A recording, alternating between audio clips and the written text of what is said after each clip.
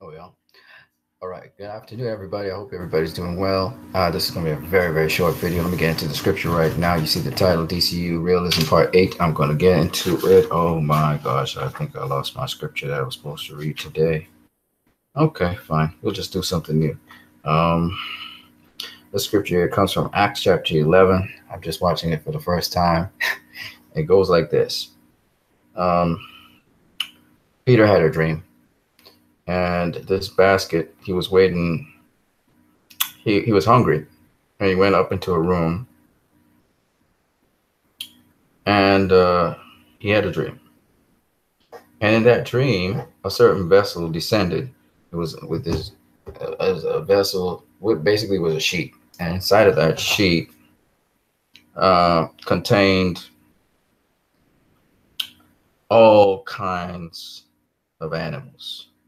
Okay, he saw four-footed animals, he saw wild animals, he saw creeping things, he saw all kinds of animals in there, all kinds of stuff. And Peter was a Jew, and Jewish people, they don't eat any and everything. You know, what you see, you just kill and eat. Doesn't work with it. And so he heard a voice say, "Arise, Peter, slay and eat." And he said, "But not so, Lord, for nothing common or unclean hath at any time entered into my mouth." But the voice answered me again from heaven, "What God has cleansed, don't call common." This was done 3 times. And behold, immediately there were 3 men that came to my house where I was, sent from Caesarea unto me. And basically, I was beckoned to go with them, and 6 brethren accompanied him. He entered into a man's house named Cornelius. He told me he saw an angel in his house, which stood and told him to send men to Joppa and call for Simon, whose surname is Peter. And he said that the angel told the guy, "He will tell you words, and you and all your house shall be saved." And as I began to speak, the Holy Ghost fell on them as on us at the beginning. Then I remembered the word of the Lord, how he said, "John indeed baptized with water, but you shall be baptized with the Holy Ghost." And he realized then and there that it wasn't just the people who had been circumcised or came from the descendants of Abraham, the Jewish people, where salvation alone would be. You know, before this, you have to understand how revolutionary this was with Peter. Before this, a lot of people, this is for the Christian folks, so excuse me for a minute. A lot of people, believed that only the Jews could be saved. And then if you joined the Jewish people, then you'd have salvation. That was the only way. But, it turned out to be that what people considered Gentiles or common or unclean people, uh, those people also had the same salvation. And so that story about clean and unclean meats leads me to something a little bit different. You know, a lot of people talk about clean and unclean foods. And I'm going to ask a very simple question. It's a very simple question, and it is, what is food? It's a very simple question. Now, as simple as that question is, there is a lot of meaning to it. See, if you tell me food is something that you put into your body to nourish it, which is more or less true, then I'm going to ask you another question. First of all, is air food? Let's go with the obvious. Is air food? Now, a lot of people will tell me, depends on what air you're talking about, but at the end of the day, I'm talking about the air you're breathing right now. Is it food or is it not food? And if you answer it is food, then it means you are constantly feeding off the air. Now, how long you think you can go without oxygen? Because oxygen is needed for you to be able to live.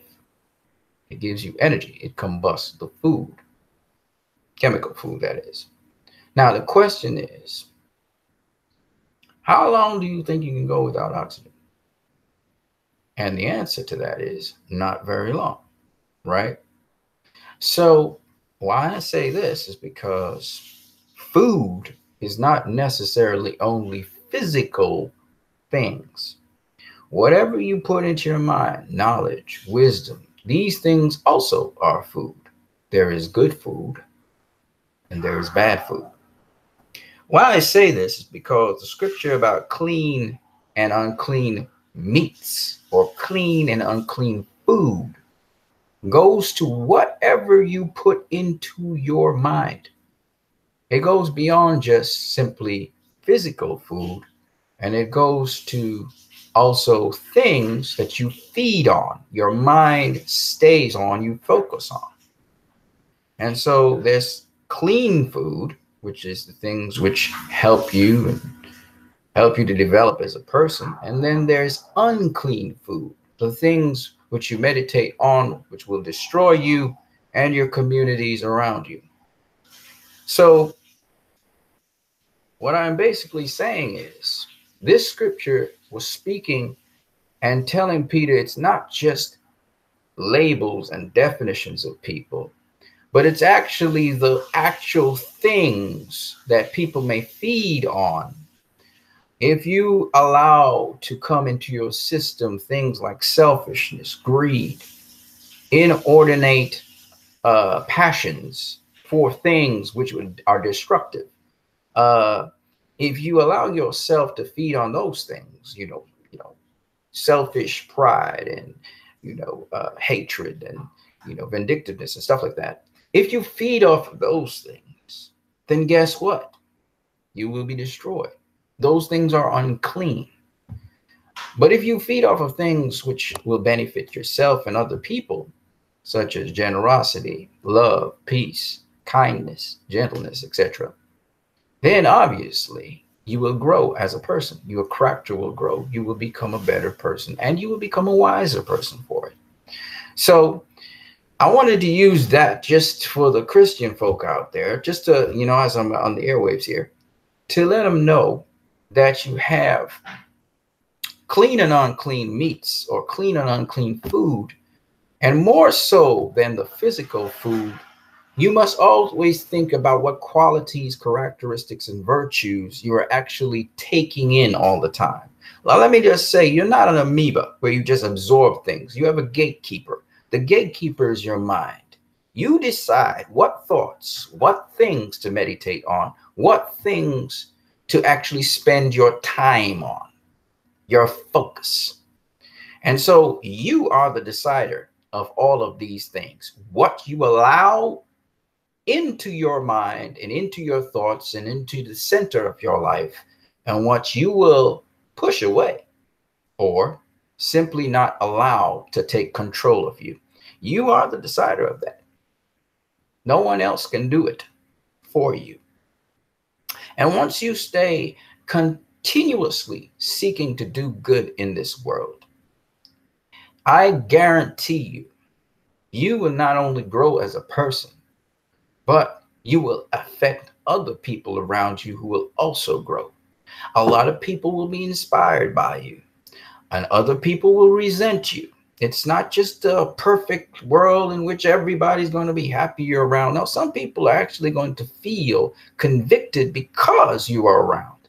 Because of your presence, some people are going to detest you because you seem to always shine light on things that they are weak in. Even if you are someone who wishes the best for them, they may be holding on to those things. Remember, we have a choice. And so some people will choose to walk in a way which is unclean meats. They are feeding off of unclean things, and that's why they're unclean. It's not to do with physically if they're unclean, or people put a label on them and say you're unclean, or that they may be making mistakes in their life. That's not being unclean. Unclean is when you seek after things which are not helpful to you or anyone else in this world. It's that simple. I try to keep it in the language which everybody can understand. I'm sure you all can. So at the end of the day, I wanted to share this scripture. It's a template. I think this is the most important thing I can share before I go into the video. So I decided to share that first. for myself and for you guys, before we get into what we're going to talk about today, DCEU realism. Remember, we're living in a real world. There are real things going on, real problems. I was just looking at the congresswoman for New York who just won that Congress seat. Everybody was surprised by her. But her character is incredible, man. When you hear her story, she was, her family, they, in the economic collapse of the, 2008 to 2010, her father died. Her mother was a single parent, and she had just come out of college, and she had to assist her mother by doing jobs, and at certain points they were homeless. And she was able to work with different organizations and bartend and all that kind of stuff. She was doing things in the afternoon and she was working in the day. And her mother was working hard too to try and support the family and children. And she never believed in her wildest dreams she would ever be a congresswoman because of the kinds of money you have to raise to run those races, etc. And as she talked about the impossible that could happen, they went up and she got with some friends. She had learned about different people. She didn't have a wide network of people out there. I want you guys to understand everything you do counts. That's what I'm trying to say right now. I don't care what your position in life is. Every single thing you do matters. That's why I even broadcast, because I know this broadcast is reaching people. People I will never know and never meet and never see in my life, but it's reaching them. And that's the important thing. And that's why I take it as a responsibility. I'm not perfect, so that I'm not happy to say I'm not perfect. I would prefer to be perfect, but I'm not perfect. So that I'm not happy to say this, but I make mistakes if you haven't realized. But I love to use this platform. I want you to use this platform, all of you, to use this platform as one in which you always are giving to other people some degree of positive message or good message. And even if it's a negative message, you know why you have to give that negative message, because the outcome of that message is something good. And so I don't like bearing bad news to people, but sometimes I have to. So at the end of the day, this is what this platform is for. And you also always remember, don't ever keep it out of your mind. You play a role in this whole thing. And it's important that you share as well. I believe in Jesus and I believe in God with all my heart and soul in ways people don't even know, because even though I say certain things, it doesn't mean I'm telling you the whole story. And I don't know the whole story. And I wish that we could have these dialogues a lot more. But this young lady, congressional seat, she ended up touring the country in an old broken down car with some friends. She went from one end of the country, at least mostly the East Coast, to the other end of the country. And hopefully she gets more financing to go to the next end of the country and keep on going. And I hope one day she gets to tour the whole entire world to see how much we are similar and how much some of the issues that we make big issues are small ones. It's very important to understand that no matter how each individual appears and looks, or what their physical potential is, your mental potential supersedes anything you could ever even dream or imagine. Things that haven't even been seen yet. I wish I could show you your potential. I was talking to another young, impressionable mind. He's an IT student at the University of the West Indies in my country. And I started to open his mind to how much certain things are possible. I wanted him to understand they're not impossible at all. And probably 10, 15, 30 years from now, they'll be seen as fundamentally normal. I mean, we look at the internet today as if it's just a normal thing, that we carry phones around. That was something that was a fantasy for me back in 1992, 1990. I never thought about wireless phones.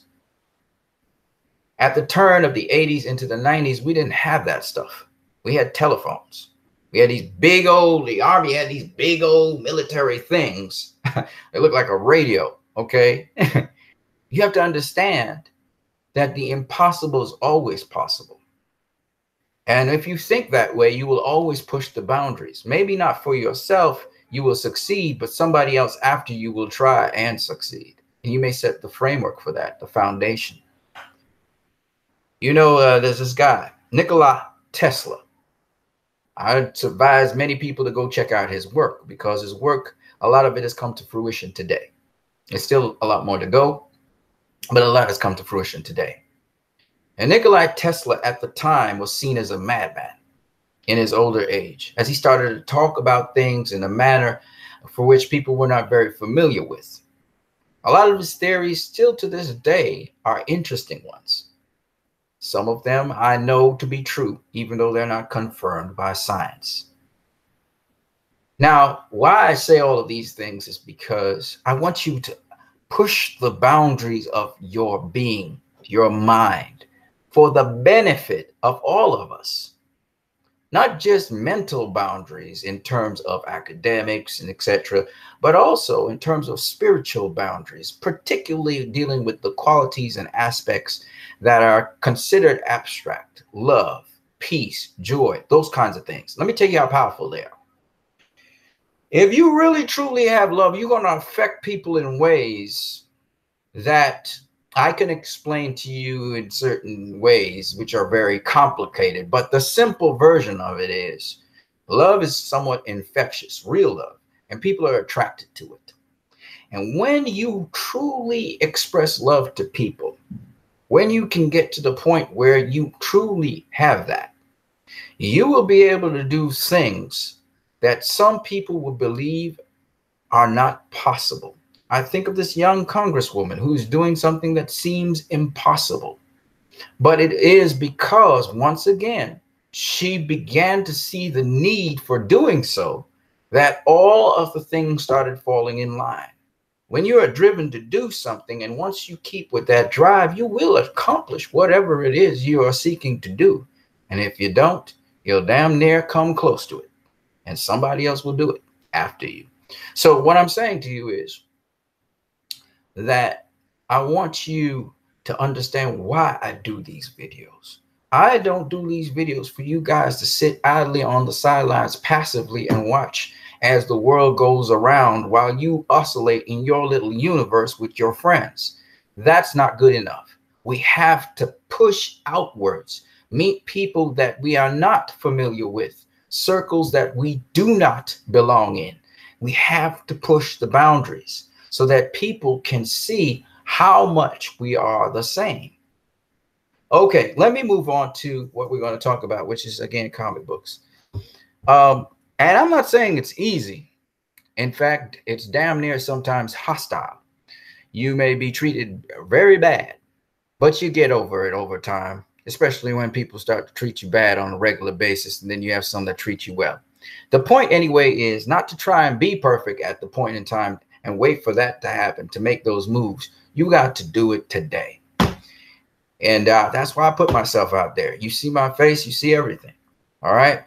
All right, let's get to what we're going to talk about in the DCEU. And I'll constantly come back around to these themes: feeding on foods, feeding on meats, feeding on clean and unclean meats. I'm going to continuously come back to that. Okay. All right. So today, I know you guys like the DCEU stuff. That's what you're here for. So, as I said before, DCEU Realism. DCEU Realism. Man of Steel. We're still in Man of Steel. I haven't gone anywhere. We're still walking our way through Man of Steel. I want to show you how much depth of realism we're talking about. You know, in Man of Steel, Clark Kent was watching this football match. And you would easily dismiss it as nothing because it's just a football match, right?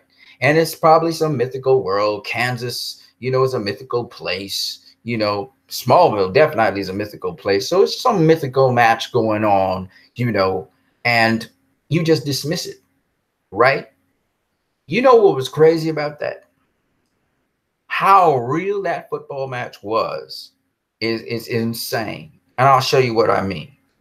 So when you look on the television screen, I'm just going to blow this up a little bit so you guys can see it. Right. So on the television screen, we had two teams playing each other. Kansas State University was playing against Louisiana Tech University. It just so happens that both Kansas State University and Louisiana Tech exist in the world today. They are two collegiate football teams. All right. They are in the inter-university, I think, football tournaments. It's not necessarily the NCAA we're talking about here. Nonetheless, the point, or NCAA, I think, is something else, isn't it? I can't remember. But anyway, this was the fourth and 10, the third quarter of the match, 4:33 to go. And Kansas State was up by 13 to Louisiana Tech, which was blown out at 0. But what was very interesting about this is there are so many things. First of all, the commentator for the match referred to a particular person's name. All right. And that person was the running back for Louisiana Tech. He called the name Kenneth Dixon multiple times, and how they were trying to get the ball to Kenneth Dixon. And they did finally get the ball to Kenneth Dixon, and he was running, and then he was knocked down by Kansas State. It looked like he was going to go for the touchdown, and he got knocked down. All right, at the 4th and 10. And you can see here, if you're paying attention, that, you know, there's some footballers. There's a whole bunch of footballers here. Now, let me just let you know, you can see the arrows there. This is Louisiana Tech. They are in the white and blue. That is, they have white on, but they have blue stripes on their uniform. And then we have here Kansas State, which is a purple and white trousers with a blue stripe down, with a purple stripe down the trouser. All right. Now, what's interesting about that is that's the actual uniform for Kansas State University. It is also known, they're also known as the Kansas State Wildcats. Okay. Now, there are two football teams in Kansas State. There is the Kansas University Jayhawks, and there is the Kansas State University Wildcats. This is the Wildcats. Okay. And over here is the Louisiana Tech Blue Devils. They're called the Blue Devils. All right. Now, what's very interesting about this, there's so many little bits of details. This is the thing about Zack Snyder. He got all these little bits and little pieces of details in it. Okay. Now, unlike Batman v Superman, where Gotham, by the way, is an actual place in the United States of America. That's the other interesting thing about it, but that's another story for another day. But they have Gotham City football team, which is DCEU. And then you had Kansas State University, the Wildcats, were playing Gotham City University, right? Now, you could always say that that probably was fiction. But when you talk about, and maybe it wasn't, but nonetheless, when you talk about Man of Steel, this is two actual teams, and it was the actual teams on the field. They were not playing an actual match, okay? This was a fake match. But the point is, you had the two actual teams. And how we knew that is because we knew that Louisiana Tech's running back was Kenneth Dixon. And guess what? In that year, from 2012 onwards, until he was recruited in the draft for the NFL, Kenneth Dixon was the running back for Louisiana Tech. You see what I'm saying? That's how we knew Louisiana. That was literally Louisiana Tech there playing Kansas State University. Now, there's Kansas City University, which is KU, right? Which I told you, the Jayhawks, not them. We're talking about Kansas State University, right? Now, what's very interesting, again, about this, if I may, is if you look at the outfits of because these teams have played one another before. In fact, in the year 2013, after Batman v Superman had, after Man of Steel had shown, because Man of Steel shown in June of 2013, at the end of the year, Louisiana Tech did play Kansas State. And if you look here again, the uniforms are, again, like I told you, Kansas State, purple and purple here, white trousers with a blue stripe down it. Okay, it's got a lot more color in it. And Georgia Tech, they got white here, but this time they have blue trousers with a white stripe down it. Okay, Louisiana Tech there, and they always have the red helmets. And if you look at it, just the uniforms I'm talking about, they're the same. See what I'm saying? There's the red helmet right there. Okay, they have the purple helmet. So I thought this was cool. And then again, we saw them in 2015 playing one another. Okay. On all the occasions when they played one another, Kansas State beat them. Okay. In fact, in this match here, I didn't put it up on the screen, but in this match here, Kansas State beat Louisiana Tech 13 to, I believe it was 10. Okay. They blew them out 13 to 10 here. And over here, Louisiana Tech lost to Kansas State. You can see it here in overtime. They lost 39 to 33. Okay. Now, in this actual movie, they were blowing them out, which, you know, but the point is, this literally falls in line with even how they played one another and how they matched up against one another, which I found very, very interesting. All right. In addition to that, and that's the kind of realism that, you know, you overlook it, but it's there, and that's what makes the movie feel real. The other thing that's very interesting about this is that Kansas City is a real place. So this is not only real football teams, but it's reflective of the actual places as well. You see what I'm saying? It's reflective of the actual places. And so to me, this is what's so crazy about this movie. This movie has a certain level of realism to it because literally the football matches are going the way. I mean, it isn't real. They're just kind of performing there. But the football matches go according to, even though it's a bigger blowout, to how they played one another. Whenever they match up with one another, Kansas State seemed to be beating them. The second thing that was very interesting is the cities are real cities. Louisiana and Kansas, these are real places. And so the part that is fictitious is Smallville, but Kansas itself, the state of Kansas, the cities in Kansas stay as they are, which I found very interesting. All right. And so all of these things I found to be rather interesting, that in one movie you have all these details encapsulated in it. And I wanted to share that with you guys. I hope you guys are seeing the screen as I'm seeing the screen. Let me just see what's going on out here.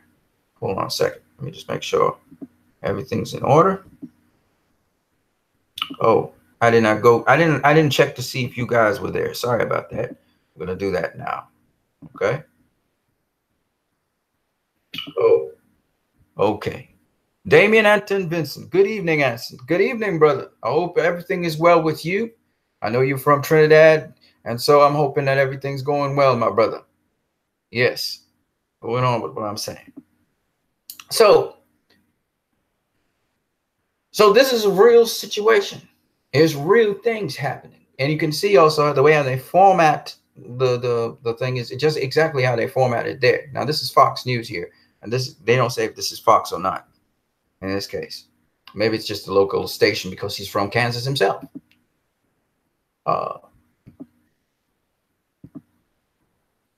Now, here I wanted to show you guys something that I thought was a little mistake that they made. Maybe not. Maybe it's not a mistake. But I was looking at the level of detail in these things. And for those of you who know, this particular scene here in Man of Steel, which encapsulates Jonathan Kent's death and the details in this scene, this happened in the year 1997. So what I'm going to do is I'm going to just blow this up a little bit more so you could see and appreciate what I'm about to tell you. So, yeah, this is from Man of Steel. And this was the year 1997. And the vehicles, therefore, had to reflect that time. They had to be vehicles from that year or vehicles from the years before that, right? And so I just decided to pay attention to certain vehicles.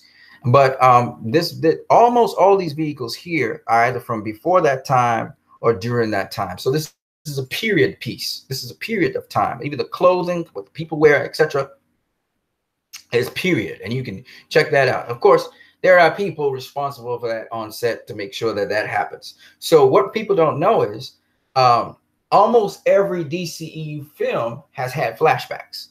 And these flashbacks incorporate period pieces into the films.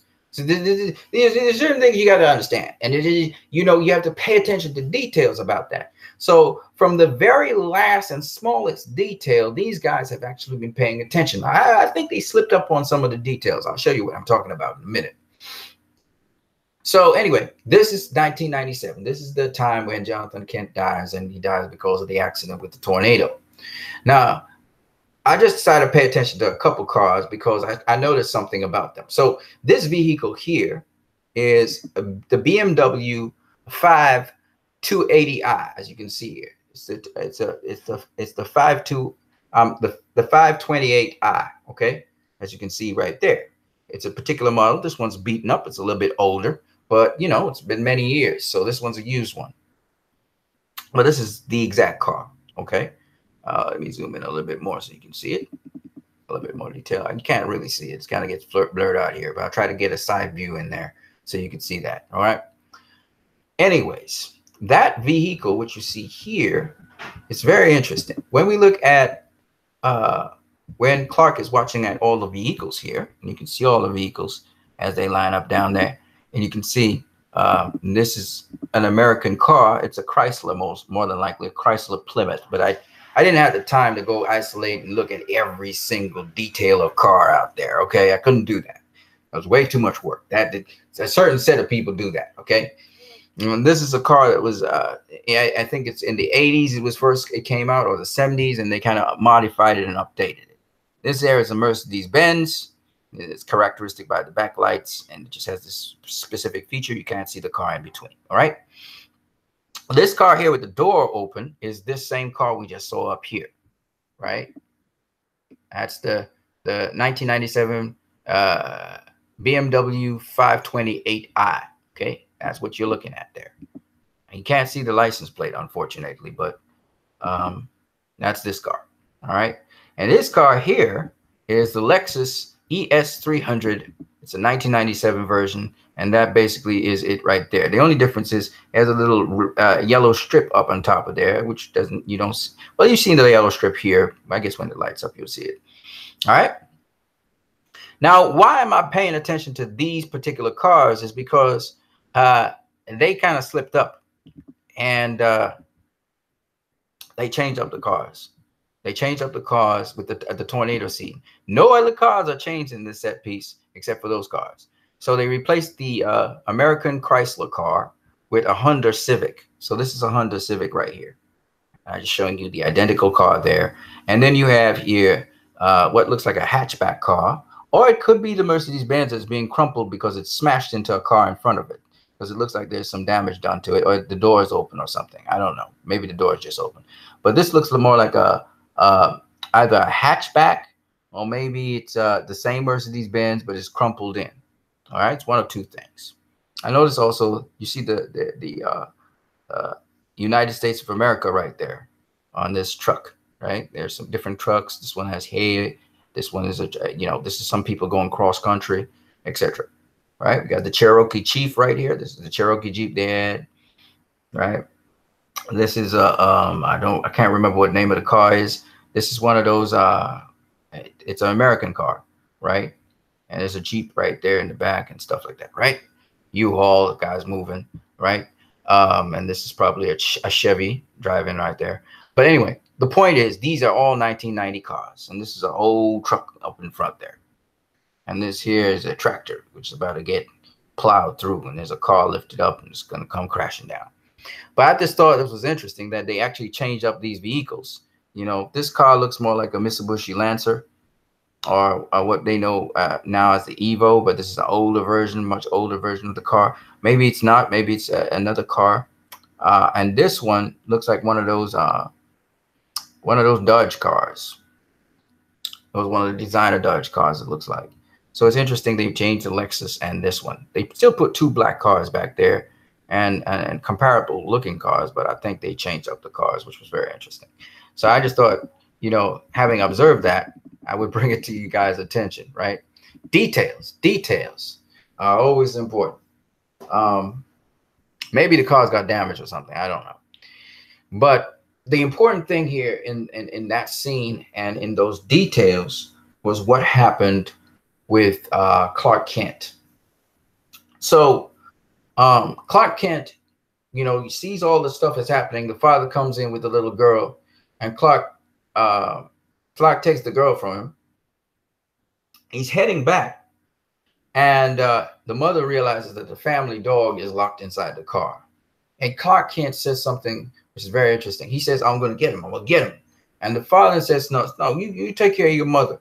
I'll go back and get him, which is very interesting. Some people would say that's foolish because you got a son who, you know, he could go, he would basically be able to protect, you know, anything happens, nothing will happen to him. If you know, if he doesn't make it, you know, he'll be okay. He won't die. Right. But Jonathan Kent says no. And he goes back there to get the family dog. And he basically was going to get the family dog until a car smashed down on him and pinned his foot. And he was a little bit injured. And when he came out the car, he told Clark, he said, no, don't worry about it. Don't worry about it, son. You know, and it's one of the weirdest things in the world because here's Clark. Clark wants to save him. And on 2 occasions, first Clark goes to save the person. The father stops him. Then the father comes out to the car. Clark wants to save his father. The father stops him twice from saving, right? And it's very, very interesting. It's an angst feeling. It's one of those things which really makes people uncomfortable watching that aspect of Man of Steel, because why was his father preventing him so much from wanting to go out there and just do what he does? A lot of people were angst about that, and they said this scene was stupid and it was terrible and it's an awful thing, and Superman let his father die. But there's a lot of things people miss out. I'll show you what I'm talking about right now. So the next thing is when you fast track this to Batman v Superman. Batman was about to kill Superman. Superman tells him about saving his mother. Doesn't understand what he's saying until Lois Lane explains it. Batman backs off, regrets what he did, throws things from his past. He's feeling very guilty. Superman gets up. Lois Lane talks about the threat that is happening, which Lex Luthor is doing somewhere in the Metropolis capital. And Batman says, you're needed there, Superman. He was like, no, my mother needs me. And when he says my mother needs me, Batman blocks him again. He says, no, don't worry. You go ahead and take care of the Metropolis place. Martha won't die tonight, right? Now, what's important about this is, let's say Superman goes off, saves the dog, right? He goes off, he saves the dog, comes back. All well and good. But if Superman never knew that he didn't always have to come through and save the day, that somebody else could do that job, a human being. If he didn't know that, and that precedent wasn't set by his father, he would have still went on to save his mother while the rest of Metropolis would have burned in hell. Okay? And probably the rest of the world. Superman learned to listen to his father. And Superman learned from that incident that human beings can do acts of heroic. You don't have to be a superhero to do acts of heroic. What carries me back to the point I was saying all the time. There is unclean and clean meats. And some thoughts are unclean and you don't even realize it. Certain fears we have. You allow certain fears to control you. That's an unclean thing.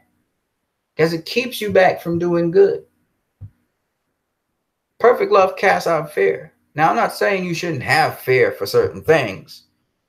But there are fears which are ridiculous fears, unproductive fears. Fears which prevent people and cripple them from doing things that they should do. Each and every one of you out there has the capacity to be a true hero. What I mean by that, without sounding so, you know, fame and glory and all that crap, is what I mean by that is you have the potential to save things and people. Not just the designated people in your community who are responsible for each and every one of you. So yes, you have governors and you have senators and you have doctors and you have lawyers. Yes, you have businessmen. Yes, you have people who are in education. And all of these people may have administrative duties, but it will never work. Their effectiveness will never come to completion if you only depend on them solely to help you. Empowerment teaches us, and this is for each and every one of you, whether they're politicians or not, we're talking about. Empowerment teaches us not only to be responsible for ourselves and our lives, but to now have fellow equal responsibility with our communities and our fellow men. Each one of us is responsible for each other. Now, that may seem like a huge burden to bear, but it really isn't, because we do it anyway. What you put out there every single day affects someone, somewhere, somehow. In fact, I would argue everything you do has an effect on the environment you are in and the people you are around. Now, why I say this is because a lot of us abdicate our positions of responsibility and accountability towards people who we have elected or we put there or we have counted on for advice because they have a certain degree of qualifications and expertise. And I'm saying to you, it's important for people to be specialized in certain areas and for you to listen to them and also for them to delegate things, but they cannot be effective if you don't actively be involved in certain aspects of these things as well. We're learning today that the best way to take care of health and the best health care in the world is a shared responsibility between you as the individual and the people put into society to do healthcare. And even then, they don't know everything, and you may know more than them on your particular case and issue. When we look at law and we look at politics, once again, the politicians seem to always disappoint us. But the reason they do is because they're a product of our society, and it is our responsibility to shape their society and not solely the politicians or the people at administrative level. There's only so much they can do. That's the truth. And if they promise you changes and sweeping changes, they cannot do it without your help. In fact, you actually are more powerful than them in implementing change on the ground in your local area. So what I am saying to you is, you have abdicated your power. Each and every one of you out here have been relying on people who are limited in how far they can impact you. Yes, they can impact you, but they're limited on how far they can. It's up to you, first of all, not only to set the tone as to how you want your local area to be, but also it is up to you to influence the politicians, because truly they are a product of the same environment you are in.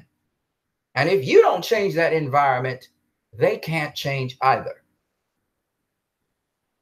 See, with that young Congress lady that came out there, she showed that the impossible is possible. But even then, she's still one person. We need more people like her. And so whether you are in a local place or in another country, it's up to you how you wish certain things to happen. You have to look at things realistically. So once again, Superman's the hero of Man of Steel. He's the main protagonist. But for the first time in two of his movies, Batman v Superman and Man of Steel, we see that it's not just left up to Superman, but now human beings are telling Superman to stop saving particular things and people. And we see it in both movies. We see Batman stop Superman from saving his mother. And we see Jonathan Kent stop Superman from saving the dog, then stop Superman from saving himself. Now, I want you guys to fully understand what I'm saying. I'm talking about specifically hero worship and idolatry. In fact, I'm going to go as far as to say a lot of you worship Jesus as an idol and not as what his ideals are and who he is as a person. So that when the time comes for you to come off the milk and get out there and do work, you must understand it is the Spirit of Jesus that's important in your life. And Jesus never sat down and did absolutely nothing with himself and waited on some savior. No, he was always working. And for those of you who know this and know that Jesus is inside of you, you too must become proactive in the world today and live up to your true potential for effecting change in the world. Because if just 10 people do that, just 10, the world is going to be quite different. And it's going to call for you to sometimes cross barriers which people say should not be crossed. It will call for you to sometimes understand that you're not going to be praised for what you are doing.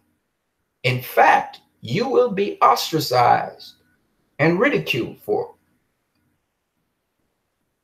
it. So once you understand these simple and fundamental things and you're convicted on what you're doing, you can proceed to effect that change because it genuinely and truly is good.